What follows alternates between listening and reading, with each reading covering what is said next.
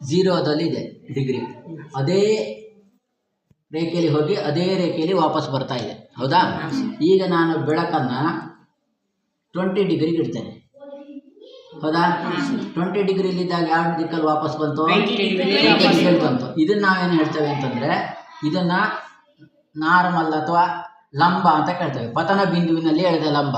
ಪತನ ಬಿಂದು ಅಂದರೆ ಯಾವ ಬಿಂದುವಿನಲ್ಲಿ ವಾಪಸ್ ತಿರುಗುತ್ತೋ ಅದು ಪತನ ಬಿಂದು. ಅರ್ಥ ಆಯ್ತಾ? ಈ ಪತನ ಇದು ಲಂಬಕ್ಕೂ ಈ ಕೋನಕ್ಕೂ ಇರುವ ಇದು ಕೋನವನ್ನು ಪತನ ಕೋನ ಅಂತ ಕರಿತೇವೆ. ಇದು ಪ್ರತಿಫಲಿತ ಕೋನ ಅಂತ ಕರಿತೇವೆ. ಅಂದರೆ ವಾಪಸ್ ಬರುತ್ತಲ್ಲ ಆ ಕೋನ. ಸೊ ಇದು 20 ಡಿಗ್ರಿ, ಇದು 20 ಡಿಗ್ರಿ. ಅಂದರೆ ಪತನ ಕೋನವು ಪ್ರತಿಫಲನ ಕೋನಕ್ಕೆ ಸಮವಾಗಿರುತ್ತದೆ. ಇದನ್ನು ಬೆಳಕಿನ ಪ್ರತಿಫಲನದ ಮೊದಲನೇ ನಿಯಮ ಅಂತ ಕರಿತೇವೆ. ನೋಡಿ, ಈಗ 30ಗೆ ಇಟ್ಟರೆ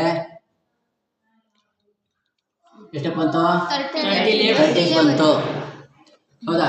ನೀನು ಬಾ 40ಗೆ ಇಡು. ಈಗ 40ಗೆ ಅಡ್ಜಸ್ಟ್ ಮಾಡು. ಪತನ ಬಿಂದು ಅಲ್ಲೇ ಇರಬೇಕು. ಪತನ ಬಿಂದು ವ್ಯತ್ಯಾಸ ಆಗಬಾರ್ದು. ಪತನ ಬಿಂದು ವ್ಯತ್ಯಾಸ ಆದರೆ ವ್ಯತ್ಯಾಸ ಆಗುತ್ತೆ. ಹಾಂ 40ಗೆ ಇಟ್ಟರೆ 40ಗೆ ಬಂತು. ಹೌದಾ? ತ್ರಿಷಾ ಬಾ ನೀನು 50ಗೆ ಇಡು. ಹಾಂ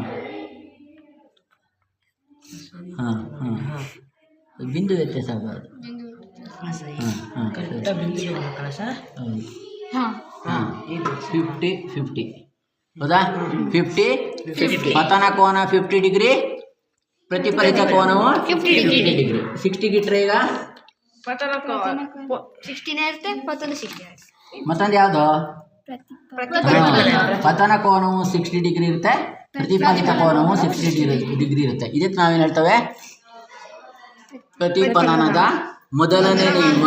ಪತನ ಕೋನವು ಪ್ರತಿಫಲನ ಕೋನಕ್ಕೆ ಸಮವಾಗಿರುತ್ತದೆ. ಏನು ಹೇಳೋ ಮೊದಲ ನಿಯಮ? ಪತನ ಕೋನವು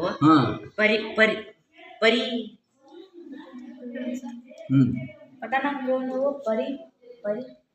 ಪರಿಯಲ್ಲ ಕಣ, ಪ್ರತಿಫಲಿತ ಕೋನ. ಪತನ ಕೋನವು ಪ್ರತಿಫಲಿತ ಕೋನ ಸಮನಾಗಿರುತ್ತದೆ. ಇದು ಪತನ ಕೋನ.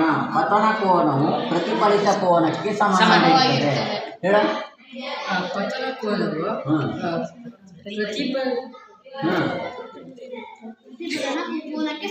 ಪ್ರತಿಫಲಿತ ಕೋನ. ಪತನ ಕೋನವು ಪ್ರತಿಫಲಿತ ಕೋನಕ್ಕೆ ಸಮನಾಗಿರುತ್ತದೆ. ಇದು ಬೆಳಕಿನ ಪ್ರತಿಫಲನದ ನಿಯಮ. Stop video.